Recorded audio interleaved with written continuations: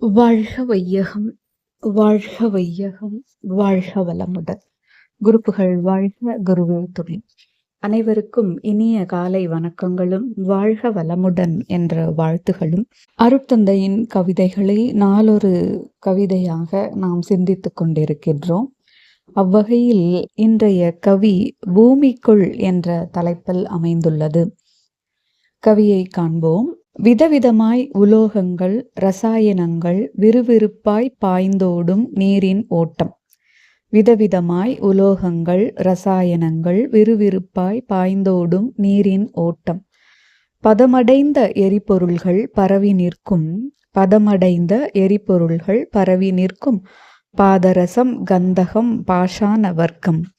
பாதரசம், கந்தகம், பாஷாண வர்க்கம்.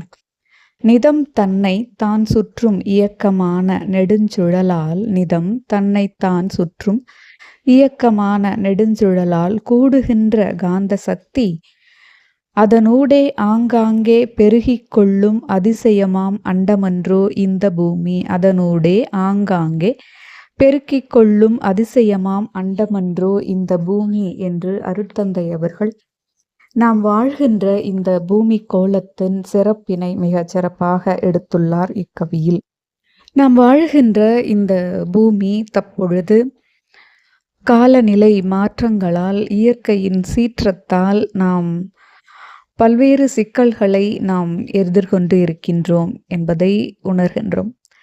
இந்த பூமியின் இயற்கையாக அமைந்துள்ள சிறப்புகளையும் பொக்கிஷங்களையும் குறித்து அருட்தந்தை அவர்கள் இக்கவியில் நமக்கு கூறுகின்றார். இந்த பூமியின் அடியில் விதவிதமான உலோகங்கள் நமக்கு இயற்கையாகவே பதப்படுத்தப்பட்டு கிடைக்கின்றன. இரசாயனங்கள் கிடைக்கின்றன. வேகமாக பாய்ந்தோடும் நீரோட்டங்களை கொண்டதாக இந்த நிலம் இருக்கின்றது. அதே போல இந்த நிலத்துக்கு அடியில்தான் பல்வேறு எரிபொருட்கள் பதமடைத்த நிலையில் பரவி நிற்கும். இந்த பூமிக்கு அடியில் பரவி நிற்பதை காண்கின்றோம். இந்த எரிபொருள்களின் தேவையும் அந்த எரிபொருள்கள் ஒரு இடத்தில் கிடைத்து மறிடத்தில் கிடைக்காதற்காகத்தான இந்த நிலையில்தான் நாம் இன்று பல்வேறு வகையான போர்களை கண்கூடாக காண்கின்றோம். அதில் பல உயிர்களின் இழப்பையும் நாம் காண முடிகிறது. இத்தகைய எரிபொருட்களையும் தன்னுள் கொண்டதாக அமைந்திருக்கிறது இந்த நில உலகம். அதோடு பாதரசம், கந்தகம், பாஷாணம் ஆகிய மூலகங்களை கொண்டதாக பல்வேறு இயற்கை வளங்களை தன்னுள் அடக்கியதாக உள்ளது இந்த பூமி. அப்படி இந்த இயற்கை வளங்களை கொண்ட இந்த பூமி தன்னைத்தானே சுற்றி கொள்கிறது. அதோடு சூரியனையும் சுற்றி வந்து கொண்டிருக்கின்றது.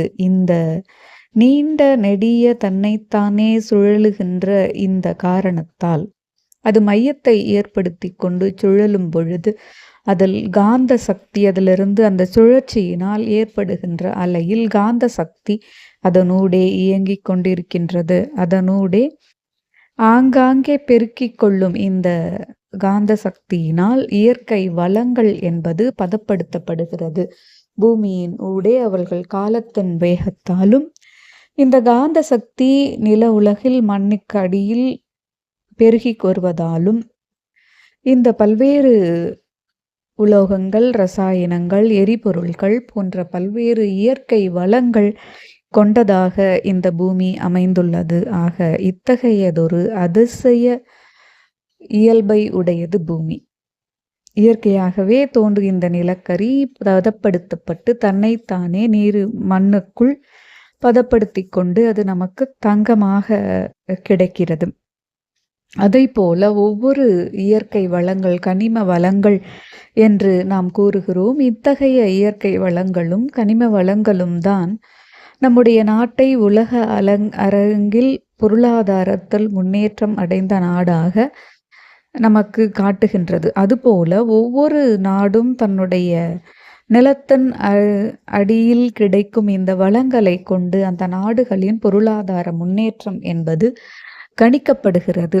ஆனால் இயற்கையானது இறைவனால் எந்த நாடு, எந்த மாநிலம் என்ற எந்த வேறுபாடும் பாட்டாமல் இந்த காந்த சக்தியின் ஊடே அங்க மண்ணின் இயல்பையும் கொண்டு அது பெருகி அந்த அழுத்தமும் காலமும் பெருகி பதமடைந்து அவை மண்ணுக்கடியில் பல்வேறு உலோகங்களாக எரிபொருள்களாக மாறுகின்ற இந்த அதிசயமான ஒரு பேராற்றலை கொண்டதாக இந்த பூமி உடையது என்கிறார் அருட்தந்தை இவர்கள்.